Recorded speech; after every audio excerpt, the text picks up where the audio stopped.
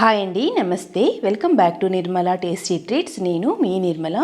ఈరోజు ఛానల్లో రెసిపీ తక్కువ టైంలో తక్కువ మసాలాలతో బాగా టేస్టీగా ప్రిపేర్ చేసుకునే మటన్ గ్రేవీ కర్రీ అండి.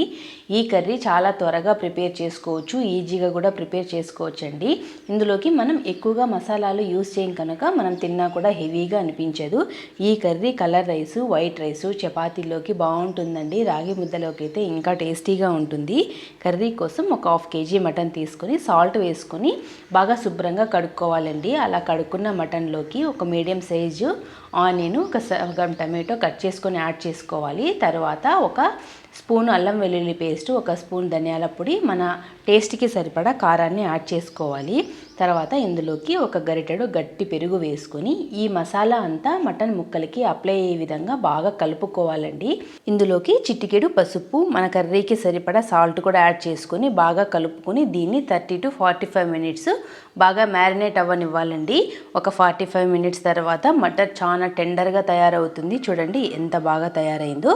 ఇప్పుడు ఒక ప్రెషర్ కుక్కర్లో ఆయిల్ వేసుకొని ఆయిల్ బాగా హీట్ అయిన తర్వాత ఇలా మ్యారినేట్ చేసి పెట్టుకున్న ఈ మటన్ని కుక్కర్లోకి వేసుకొని గరిటెతో బాగా కలుపుకోవాలండి. ఒక 2 నిమిషాలు కలుపుకుంటే మటన్లో నుంచి బాగా వాటర్ వస్తాయి. ఇందులోకి మనం టమాటో, పెరుగు యాడ్ చేసాం కదండి. మనం వేరే వాటర్ ఏమీ అవసరం లేదు. పెరుగులో నుంచి, టమాటోలో నుంచి వచ్చిన వాటరే కర్రీకి సరిపోతాయి. ఒక 2 నిమిషాల తర్వాత ఇలా మటన్లో నుంచి వాటర్ వచ్చాక కుక్కర్ పైన మూత క్లోజ్ చేసి ఒక 3 విజిల్స్ రానివ్వాలండి. 3 విజిల్స్ వచ్చిన తర్వాత ప్రెషర్ మొత్తం పోయాక మూత తీసుకుంటే మనకి మటన్ బాగా ఉడికి ఉంటుంది. చూడండి ఎంత బాగా ఉడుకుతుందో. ఈ స్టేజ్లో ఒకవేళ మనకి గ్రేవీ ఇంకా చిక్కగా వస్తే అందులోకి కొద్దిగా ఒక టీ గ్లాస్ అన్ని వాటర్ని యాడ్ చేసుకొని ఒక 2 నిమిషాలు ఉడికించుకుంటే సరిపోతుంది. కానీ ఇక్కడ గ్రేవీ కరెక్ట్గా వచ్చిందండి, వాటర్ ఏమి యాడ్ చేయాల్సిన అవసరం లేదు.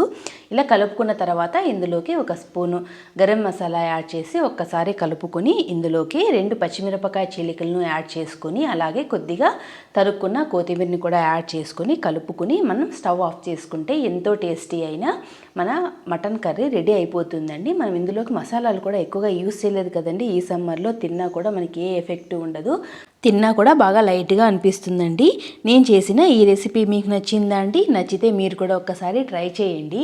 అలాగే వీడియోని లైక్ చేసి షేర్ చేయండి. Please do subscribe my channel for more interesting videos. Okay, bye.